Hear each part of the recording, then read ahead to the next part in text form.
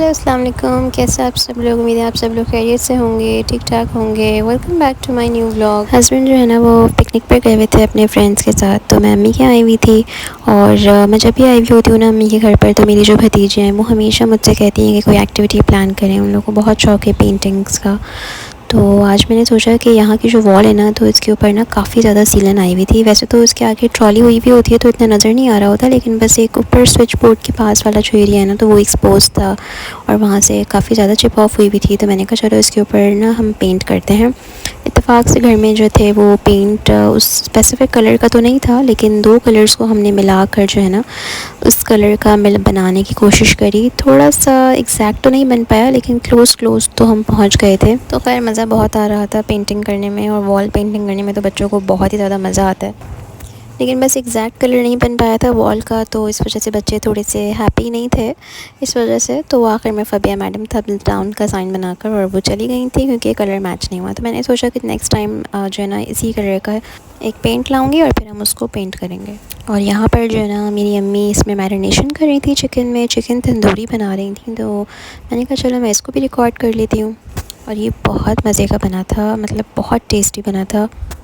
इसके अंदर ना इन्होंने मेहरान का एक लाहौरी शरगा मसाला था और शान का तंदूरी मसाला था, दही और ज़ीरा, नींबू का रस, ये सब चीज़ें मिलाकर ना मैरिनेट करके और फिर बनाया था। यहाँ पर ये मैरिनेशन भी कंप्लीट हो गई थी। और मैं जब भी अम्मी के घर जाती हूँ ना, तो बड़ों के लिए तो ज़ाहिर है हमारे लिए कोई भी मज़े की चटपटी चीज़ तो बनती ही है, लेकिन इस चीज़ से मैं बहुत बेफ़िक्र रहती हूँ कि मुझे हमज़ा के लिए कुछ भी बनाना नहीं पड़ता, क्योंकि बड़ों के साथ साथ बच्चों के लिए भी कम मिर्चों का या बग़ैर स्पाइसी जो है ना चीज़ें भी बनती हैं।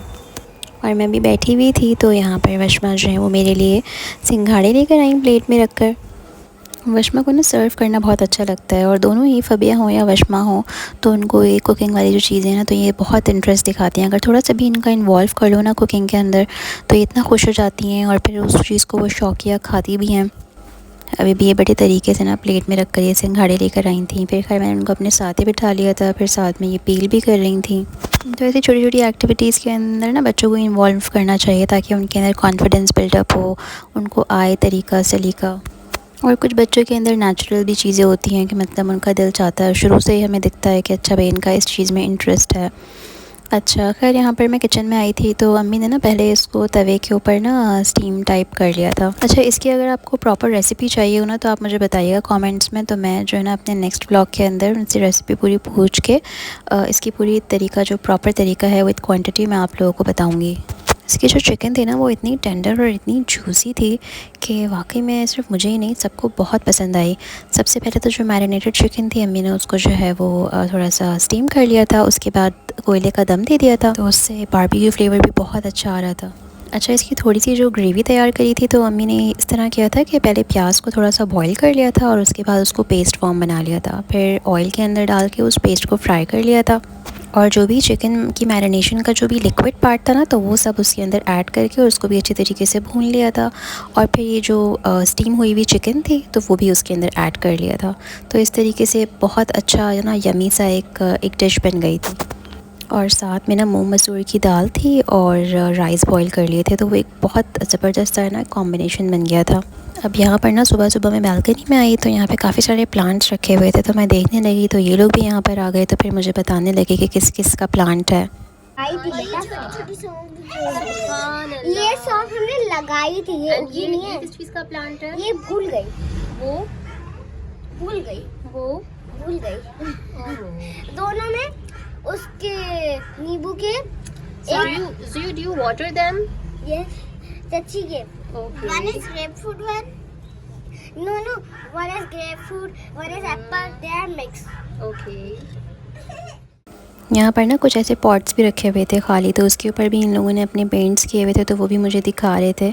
तो बहुत अच्छे पेंट्स किए हुए थे, कलरफुल सा येलो, पर्पल और ऑरेंज। तो ये सब चीज़ें देखकर ना मैं बहुत ज़्यादा इम्प्रेस हुई इन लोगों से।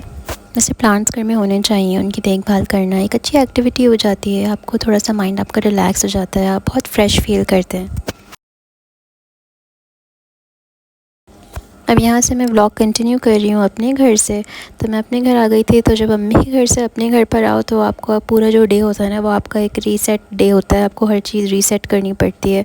बहुत सारी चीज़ें स्कैटर हुई हुई होती हैं यहाँ वहाँ, सामान, बर्तन, कपड़े, लॉन्ड्री, ये सब चीज़ें आपको जो है ना वो मैनेज करनी पड़ती हैं। जो फ़र्स्ट डे होता है स्पेशली जब आप अपनी अम्मी घर से जब अपने घर पर आते हैं, आई एम श्योर आप सबके साथ ऐसा होता ही होगा। ये वाला जो व्लॉग है ना, तो मैं काफ़ी दिन के बाद रिकॉर्ड कर रही थी बिकॉज़ मेरी तबीयत, मैंने आप लोगों को बताया था कि बिल्कुल भी ठीक नहीं थी। मेरा फ्लू काफ़ी ज़्यादा सीवियर हो गया था, मेरे साइनस ब्लॉक हो गए थे, उसकी वजह से मेरे काफ़ी ज़्यादा दांत में भी दर्द था, मुझे फ़ीवर वगैरह भी था।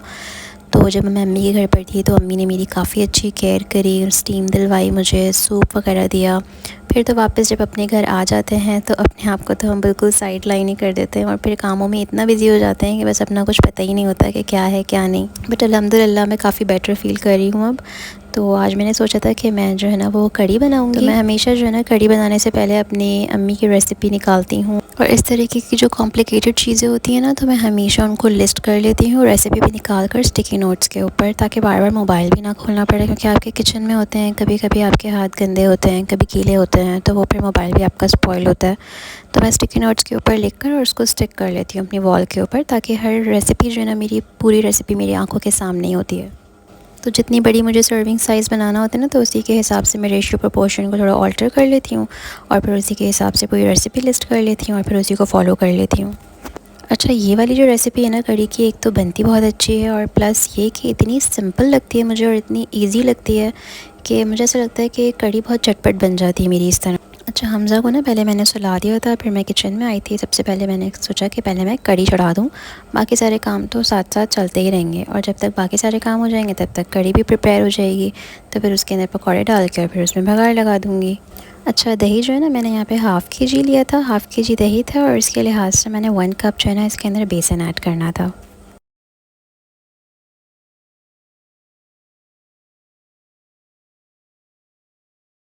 अब मैं इसमें डालूँगी 3/4 टेबल स्पून नमक, हाफ़ टेबल स्पून हल्दी और 3/4 टेबल स्पून ही जो है ना मैं पीसी लाल मिर्च ऐड करूँगी। लेकिन मैं शुरू में नहीं ऐड करती, जैसे मैंने आपको पहले भी बताया था कि मैं पहले जो है ना बग़ैर मिर्चों की कोई भी चीज़ होती है तो वो मैं निकाल लेती हूँ, क्योंकि बच्चा आपको पता है स्पाइसी चीज़ें नहीं खा पाते।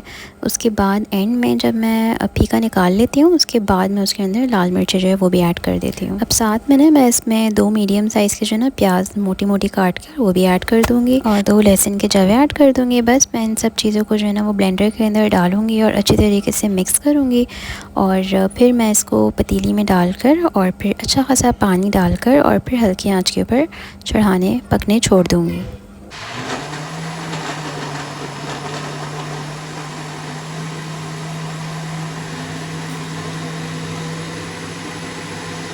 अच्छा, ये जितने भी ड्राई इंग्रेडिएंट्स होते हैं ना, इनको डाल के पहले अच्छी तरीके से ब्लेंड कर लिया जाए तो आपका काफ़ी टाइम सेव हो जाता है। बाज़ लोग ब्लेंड नहीं करते हैं, वो लोग हाथों से इसको बीट करते हैं, तो मुझे ऐसा लगता है इसमें बहुत ज़्यादा टाइम लग जाता है और मेहनत आपकी अलग लगती है। तो मुझे तो यही बहुत इजी लगता है कि सारे इंग्रेडिएंट्स जो है ना वो डाल के ब्लेंड करें और फिर जो है ना साथ साथ आपने चूल्हे के ऊपर चढ़ा दिया और फिर आपको जो भी अपने काम करने हैं वो आप साथ साथ करते रहें। कड़ी पत्ते ऐड करना भूल गई थी मैं इसमें, तो मैंने सोचा कि चलो मैं अलग से ही इसके अंदर ना ऐड कर लूँ। मैंने कुछ पत्ते तोड़ लिए थे, तकरीबन 8-10 पत्ते, और फिर इसको अच्छी तरीके से हाथों से तोड़ के और फिर मैंने इसके अंदर डाल दिए थे।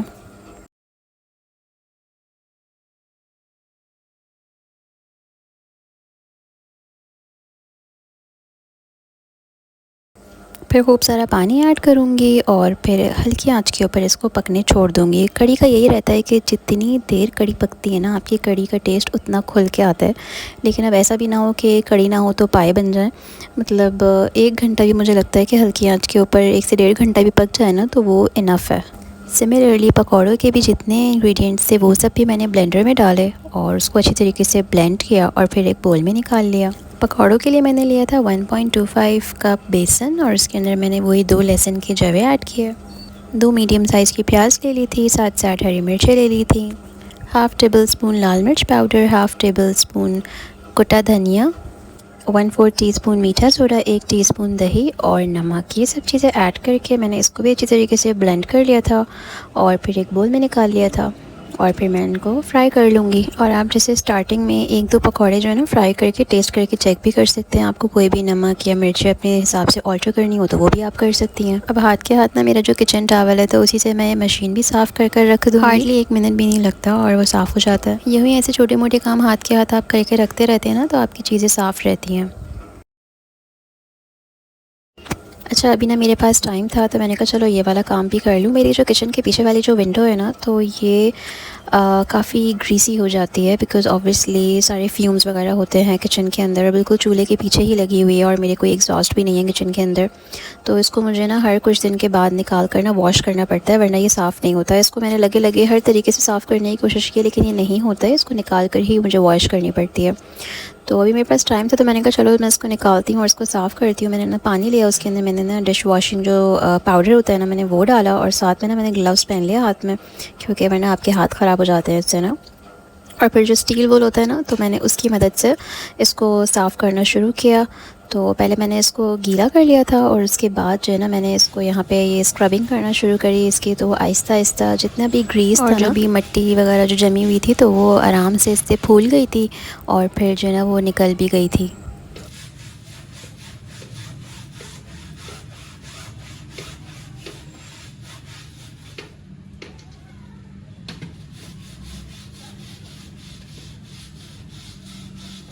बस मैंने अपने यहाँ पर खिड़की साफ़ कर ली थी और उसके बाद जितना भी डर्ट वगैरह हो गया था, पूरी बालकनी गंदी हो गई थी, तो मैंने वहाँ पे सारा पानी डाल के उसको भी जो है ना वो सब वाइप ऑफ कर दिया था। नेट भी साफ़ हो गई थी मेरी और मेरी बालकनी भी साफ़ हो गई थी। नेट को मैंने यही बालकनी में रख दिया था सूखने के लिए और जब ये सूख जाएगी तो फिर मैं इसको लगा दूँगी। और मेरी यही कोशिश थी कि हमज़ा के सोकर उठने से पहले ना ये वाला काम मुकम्मल हो जाए, वरना टॉडलर्स के साथ तो आप लोगों को पता है कि ये काम करना मुश्किल ही नहीं नामुमकिन है।